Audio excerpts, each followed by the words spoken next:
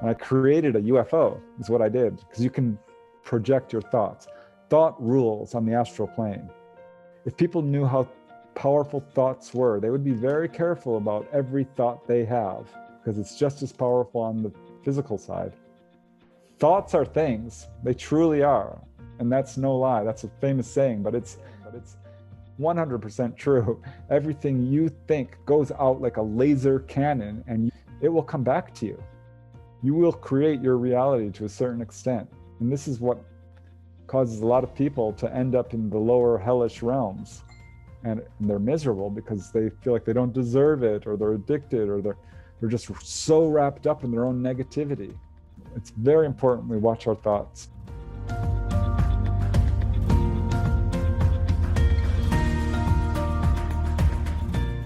Welcome to the Inner Sanctum online group sessions with Karen Swain. This recording is some highlights from our 2 to 3 hour online sessions where I teach deliberate creation each week, and once and sometimes twice a month we invite a guest teacher to share their wisdom and their work.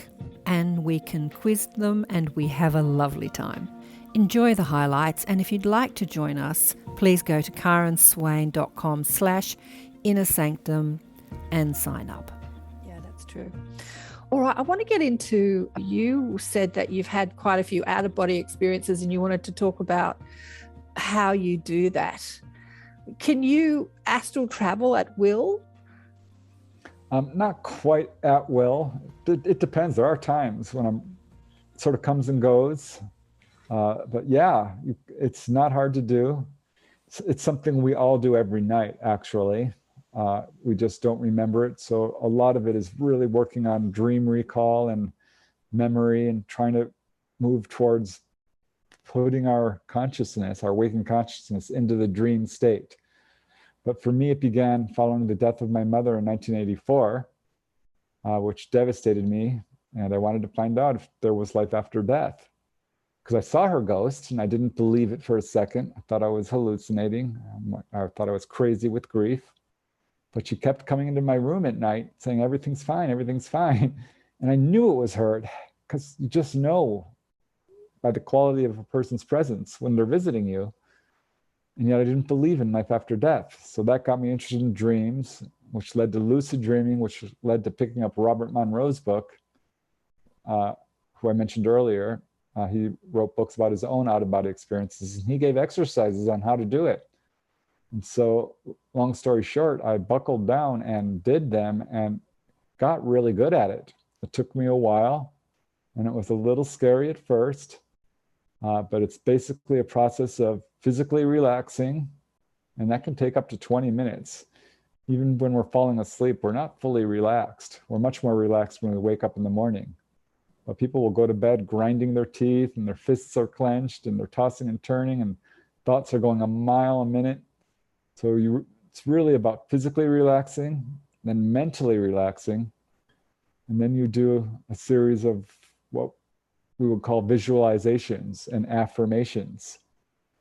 And this will spark within you the ability to leave your body at will. And the things you can do are unbelievably amazing and fun and healing.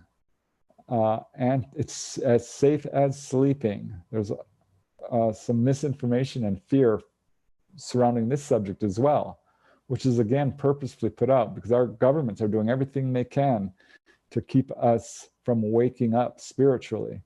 And this is the best way to wake up spiritually. It's very easy to do. I recommend people look up the literature on this, start meditating. And it's amazing because you will pop out of your body and you can visit deceased loved ones. You can go to the other side and visit the heavenly realms and erase your fear of death, because you will be there. You will know for a personal, true, knowing fact that there is life after death. You can visit your spirit guides. We all have a bunch of friends on the other side. They're rooting for us. They're doing their best. You can visit healing temples, learning centers. Oh my gosh, the stuff you can do is learning about your past lives. You can live out any fantasy that you want, really. I mean, the stuff you can do is off the charts amazing. And it's not hard. I can't recommend this enough. Oh, I get so excited because it completely changed my life. Do you want to share with us some of the things that you did when you popped out? Yeah, for me, it took about 2 months of doing the meditations, physically relaxing, mentally relaxing, and visualizing. And the visualizations are like running real fast on a pathway, or spinning in place, or going on a swing set. Anything with movement will do it, because that will pull you right out of your body. Or you can just call out to a spirit guide or a deceased loved one, and they will pull you out of your body. So there are various methods to do this. And for me, the first time, you'll feel certain bodily sensations like heaviness or lightness or movement, tingling, numbness, vertigo. And what you want to get to is what we call the vibratory state.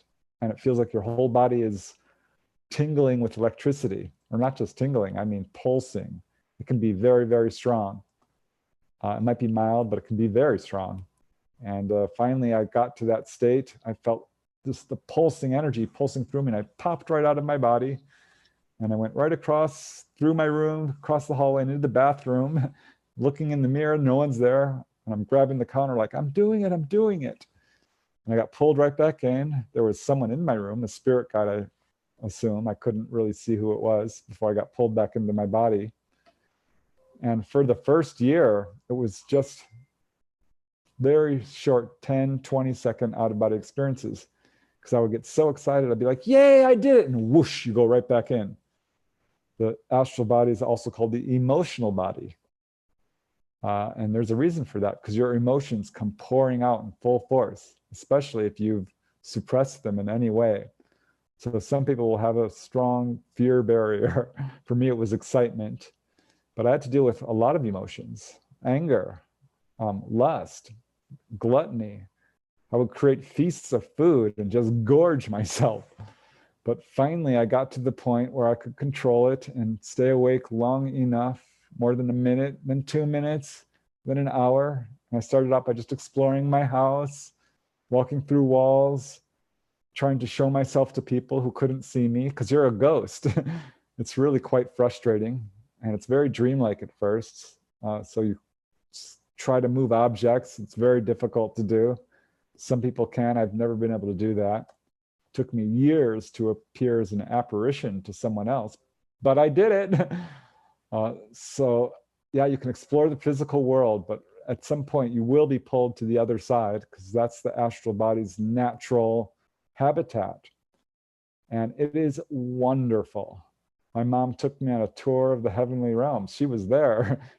She died when she was 49 years old, had gray hair and wrinkles, but when I saw her, she was gorgeous. She looked maybe 19 or 20, and so did I. I mean, I started this as a young guy, but I lost my hair pretty young. But now I go out of body, and you should see me. Oh, do I look good? My hair is long and lustrous. I'm really buff. Oh, it's so much fun. And the colors there, I can't even begin to describe how real the other side is. It's the real world. This is a pale reflection. The physical world is a pale reflection. Your true home is on the other side. And when you go there, you'll see what I mean. You probably have had really vivid dreams of flying, or being in a garden-like setting, or meeting a deceased loved one. These are half-remembered out-of-body experiences. But the colors are so vibrant. The details are much more detailed. Everything's composed of light, particularly on the higher realms. There are lower hellish realms, which I've recently visited, which is very much like Earth on a bad day, LA traffic, that sort of thing. I mean, it really is. And there are a lot of people who are earthbound, stuck in despair or depression or addiction. And it's quite tragic. And if you get good at this, you will be inducted into pulling people over to the other side. But yeah, the things you can do. I visited a healing temple once. It was so beautiful, I could barely sustain it.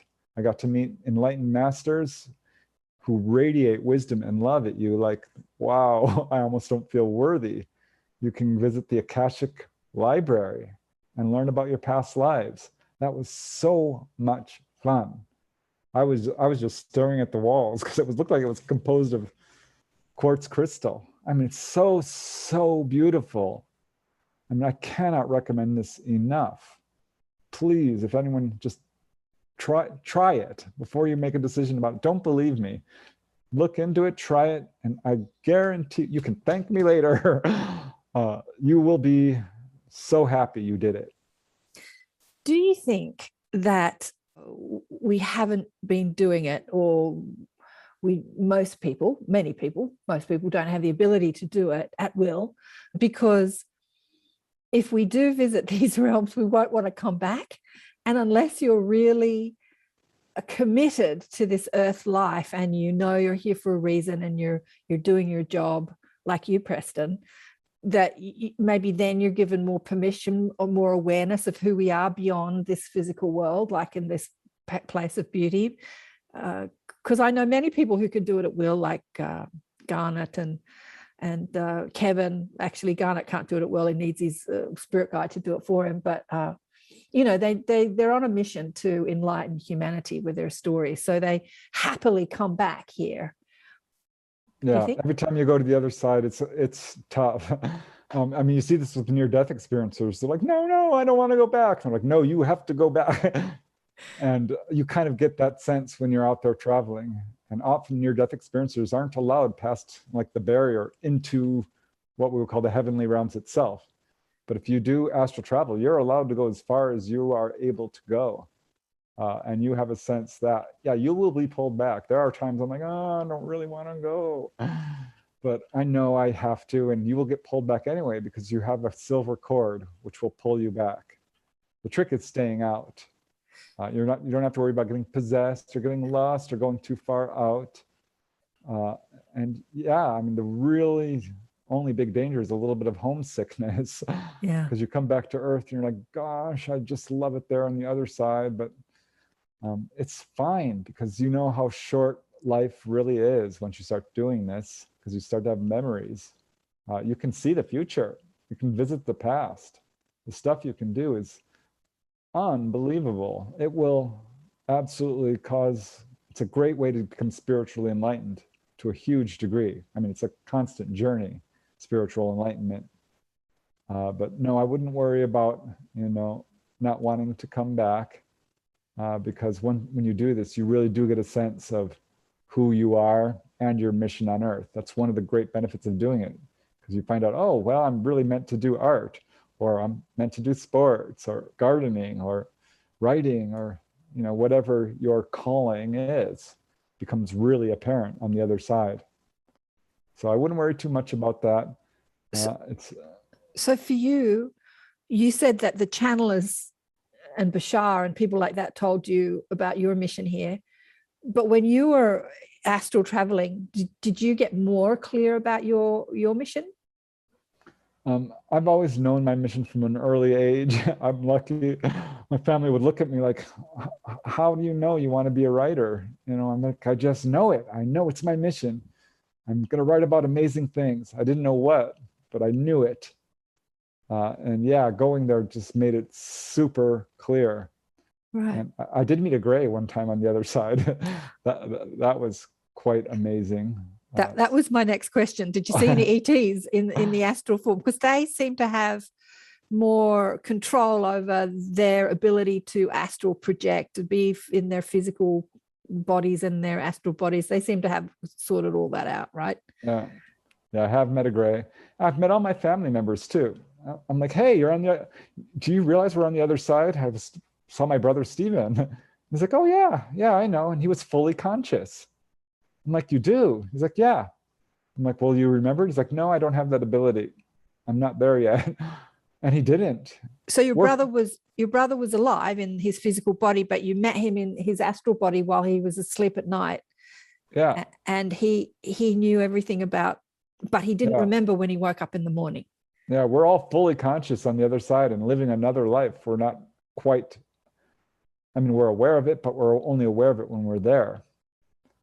So this is why it's so special and so wonderful and so important, because you become almost a more complete human. You start to see the real purpose of dreams and precognitive dreaming and lucid dreaming. The lowest level of dreams is just sort of venting nightmares from the horror movie you watched. But most dreams that where people are at now is all about, fear and desire and the emotional things we're working through. And then you start having lucid dreams and precognitive dreams, and that breaks through to out-of-body experiences. And at that point, you start to move beyond the need to even dream. I'm not there yet, but definitely I felt it. And yeah, we're all conscious on the other side. We have long conversations. I'm there with my whole family. My mom is there, but there's in a slightly different, I guess, stage of evolution, I guess, would be the best way to put it. I talked to my sister about this, and she said the same thing. She's like, oh yeah, we're in the in-between place. I'm like, oh, is that what you call it? This is the other side. You know that, right? And she's like, yeah, I know it. And she says, I'm not going to remember though, because I started arguing with her. And I created a UFO, is what I did, because you can project your thoughts. Thought rules on the astral plane. If people knew how powerful thoughts were, they would be very careful about every thought they have, because it's just as powerful on the side, on the physical side. Thoughts are things, they truly are. And that's no lie. That's a famous saying, but it's 100% true. Everything you think goes out like a laser cannon, and it will come back to you. You will create your reality to a certain extent. And this is what causes a lot of people to end up in the lower hellish realms. And they're miserable because they feel like they don't deserve it, or they're addicted, or they're just so wrapped up in their own negativity. It's very important we watch our thoughts. But yeah, we're all conscious on the other side. It's amazing. We just need to break through those barriers of our compartmentalized consciousness. So we're all doing it, but if you do it deliberately, like you did, like practice in meditation, and so it took you years to sort of perfect it, I suspect, then when you come back to your body, you have full memory of what you've done? Do you have full memory, or do you have partial memory when you come back into your physical body? Well, if you're really good at it, you have full memory, and you can become completely enlightened, and you could probably physically levitate. I wrote a book called Human Levitation. Flying is normal on the other side. Telekinesis, telepathy, all of what we would call superhuman powers are normal on the other side. And there are people who can do that here, and that's because they've integrated their rainbow body, as it's often called, with their physical body. So we have yogis and enlightened people levitating and reading your thoughts, and like look into the life of Padre Pio. It is amazing what this man could do. Saint Teresa of Avila, a lot of really spiritually enlightened people have broken through these barriers of compartmentalization. But we can do it too. And a really good method, real quick, is, of course, the methods that are already out there, physical relaxation, mental relaxation, and visualizations. But if you ask yourself every day, throughout the day, am I out of body right now? Could I possibly be dreaming at this very moment? And test reality. This will carry out into the dream state. So if you do it every hour or regularly, you will do it while you're dreaming. Because the problem is we're all dreaming, we're all out of body, and we don't even consider the possibility that we are on the other side. And so what you want to do is like take an object and throw it up into the air and see if it floats. Or try to penetrate a solid surface with your finger. Stick your finger through your desk. And you do this throughout the day. And one day you'll be at work, at the office, and you're like, I want to go home. And you're looking at the clock and you throw up your pencil and it'll float in midair. And then suddenly your office environment will fade away and you'll realize you're actually floating above your bed. This has happened to me.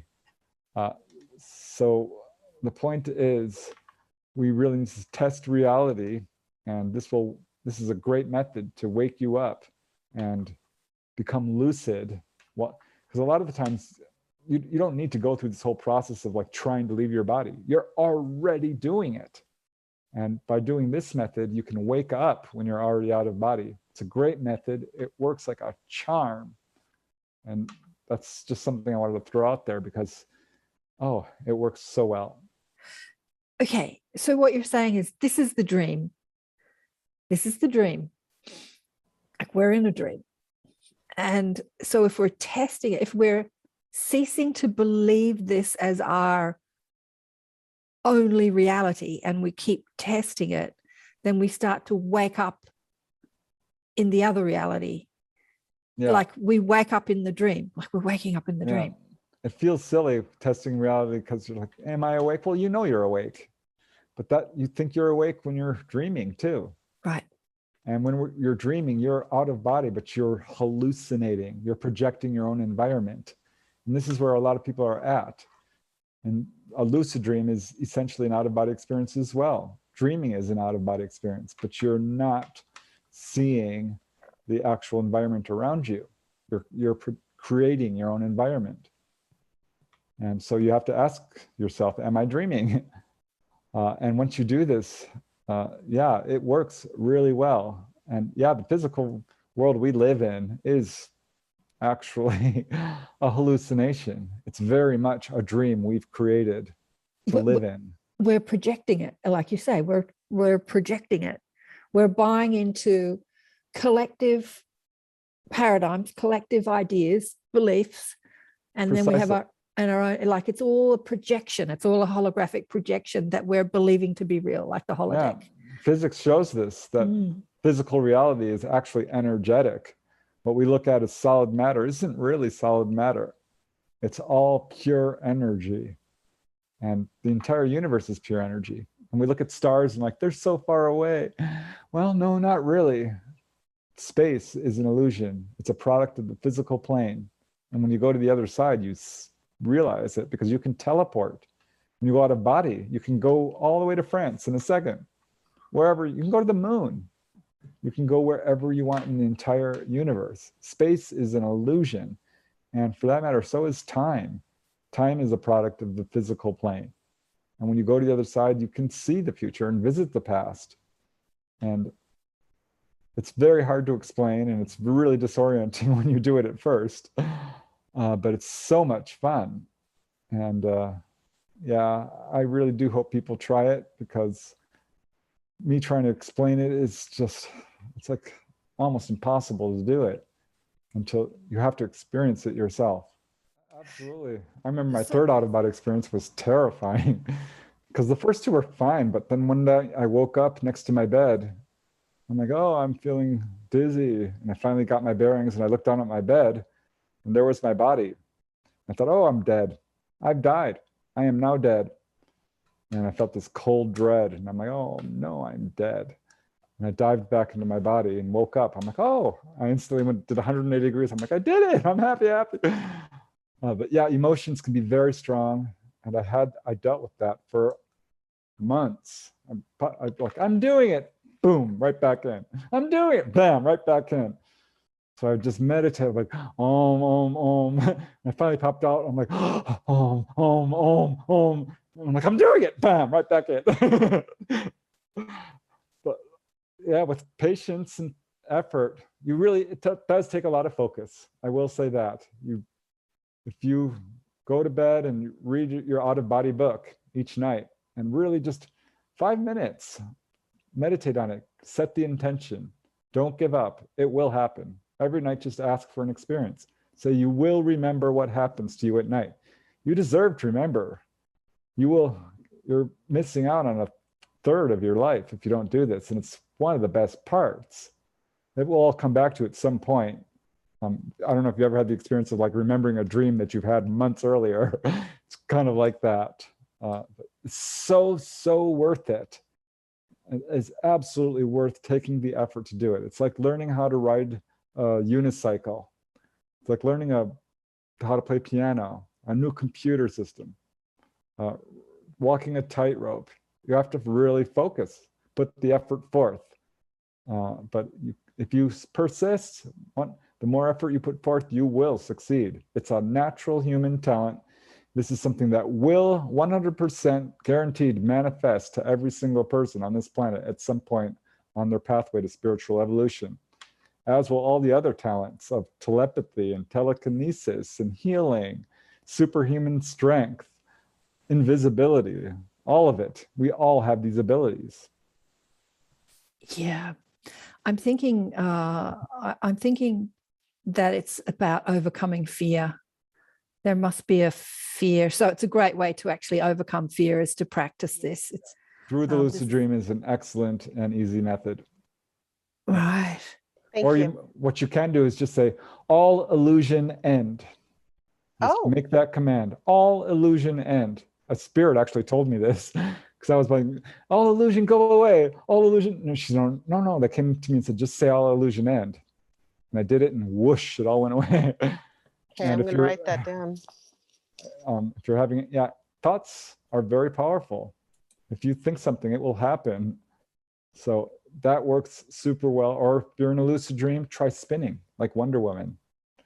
And spin really fast and you'll watch the dream flutter away and you'll be in the backyard or on the other side or floating above your bed or wherever you happen to be.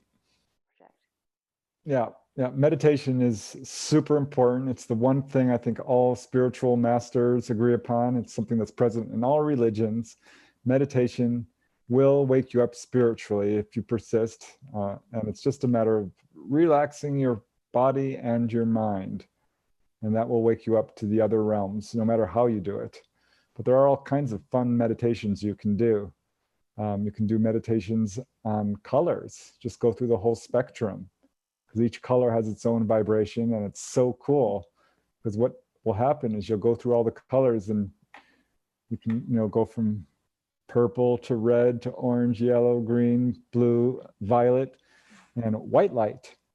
And the white light meditation is awesome. This is what a lot of people do to sort of clear haunted houses and bad energies. It's very powerful.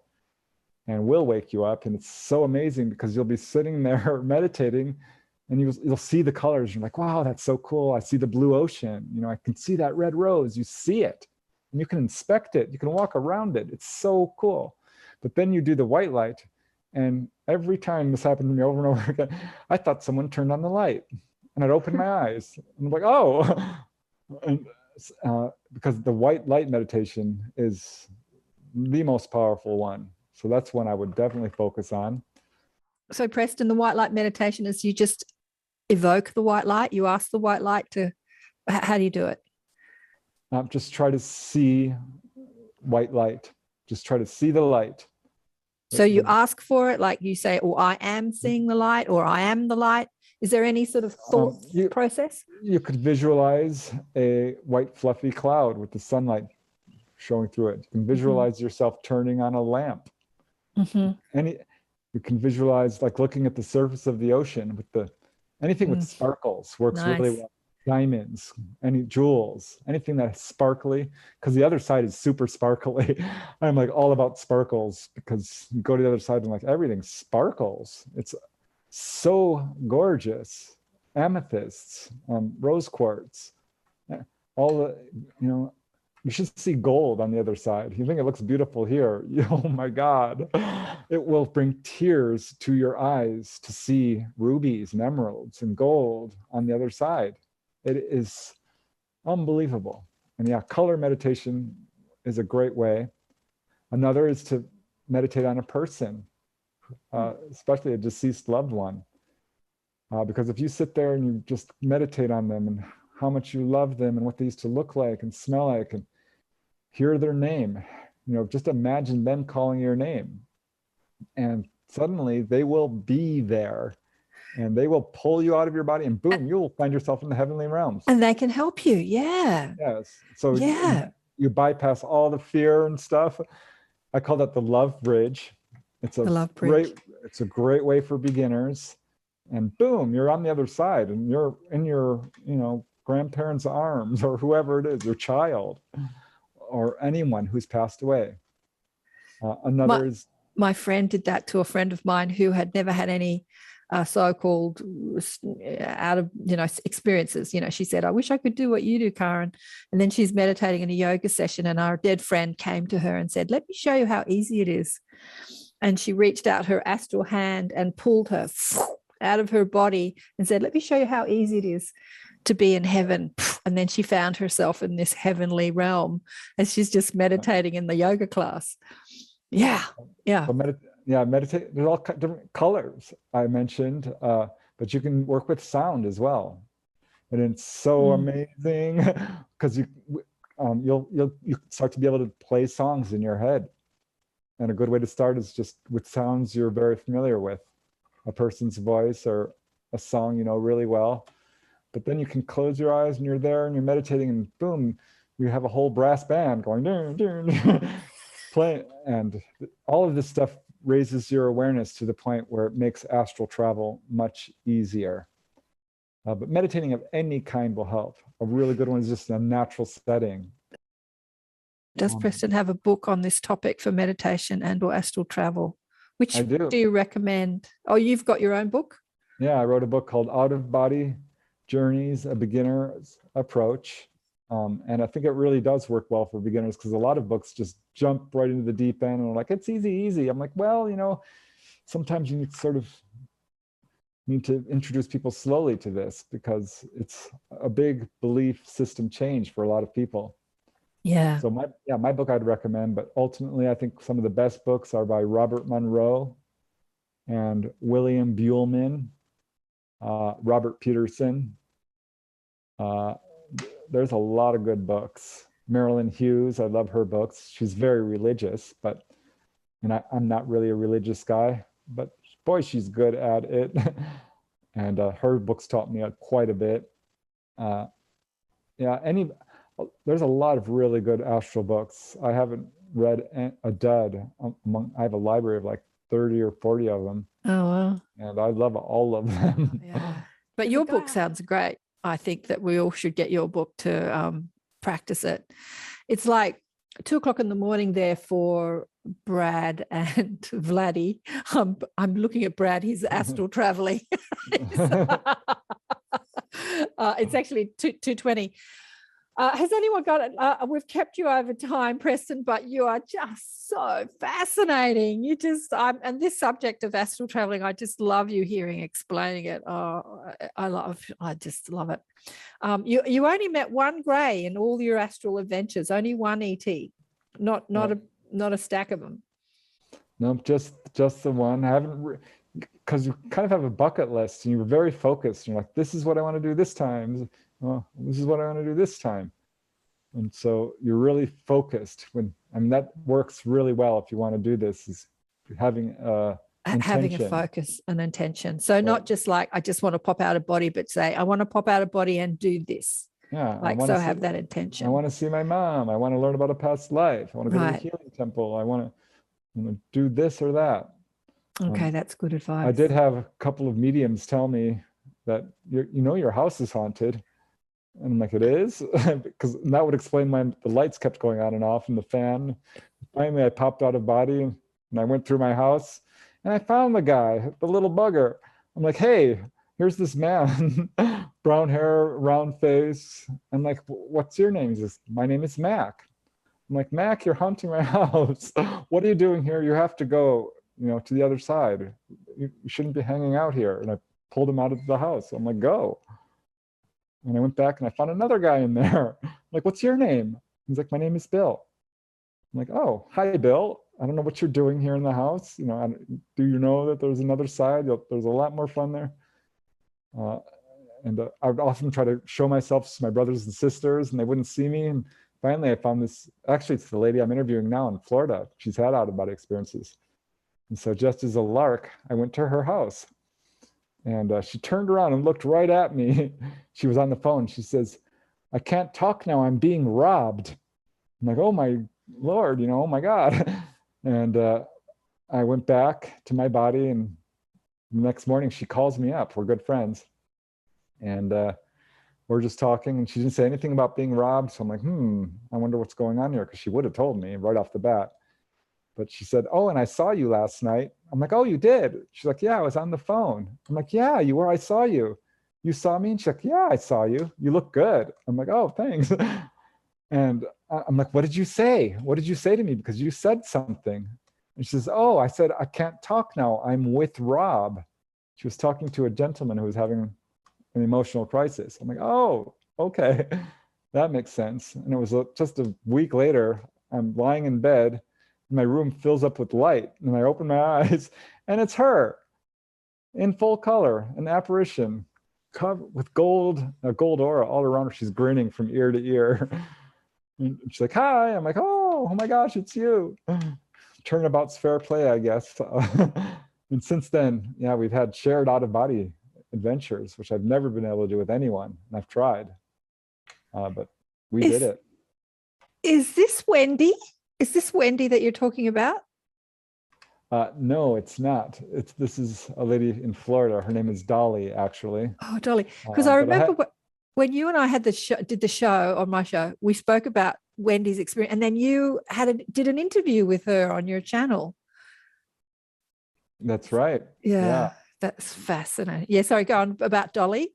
Dolly sounds amazing too. You're going to do an interview with her on your channel as well?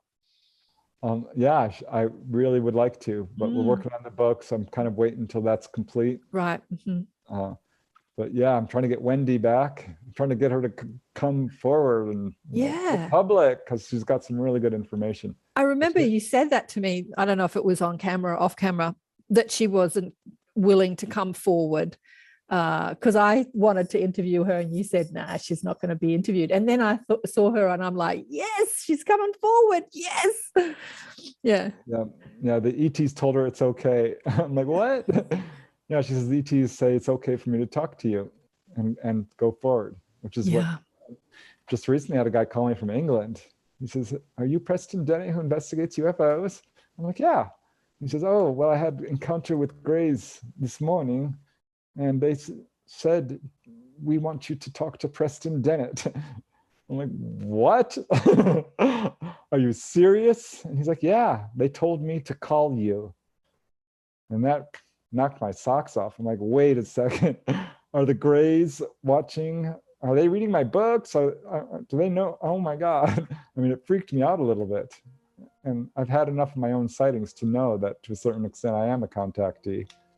I mean, I'm now currently dreaming I'm on board UFOs. So I think I'm getting there to the point where, I'm like the people I interview, but I'm not quite there yet. But yeah, the Grays know about me. Oh, absolutely. Hi, Grays. Absolutely. And Mary Rodwell said the same thing. She's had her clients say, oh yeah, I saw you up on the ship last night, but she has no memory of being up on the ships. And she's quite okay with that, because she says that she has to stay very grounded and real and human to sort of do the work that she does. Like she's relaying other people's stories, but she's not having any memory of her own experiences at this stage. She's only in her 60s, but anyway. I'm pretty sure most contactee or researchers are also contactees. Oh yeah, of course. I'm pretty sure. Preston is famous amongst the ET services. You absolutely are. Three of us so far have bought your book while we had this conversation. Oh my God. I'm so honored, you guys. Thank you. That's really humbling. Well, we're honored to have you here. And, a few people have had to leave. Dan's gone and David had to go, and because it's Monday here in Australia. Oh my God, Preston, thank you so much for taking this time out to be with us today on your Sunday. Oh, wow. That's awesome. Yeah. I'm like all zinging with energy right now, just talking about all this. So me too. I could talk about it all day. Thank you, honey one. Thank you so much for coming on with us. It's been amazing. Thank you so much, Preston. It was amazing. Thank you, Preston. Amazing. Thank you, everyone. Thanks a lot. It was fantastic. It's so much beautiful stuff in here. Loved it. You're a beautiful, beautiful soul. Thank you. Oh, yeah, definitely a catalyst. We're all lighting up. So really, really doing your work. Yeah. You all make me so happy. I'm gonna cry. You make us happy. Thanks again, darling one. It's been an absolute blast. Big love. Bye. Bye, guys.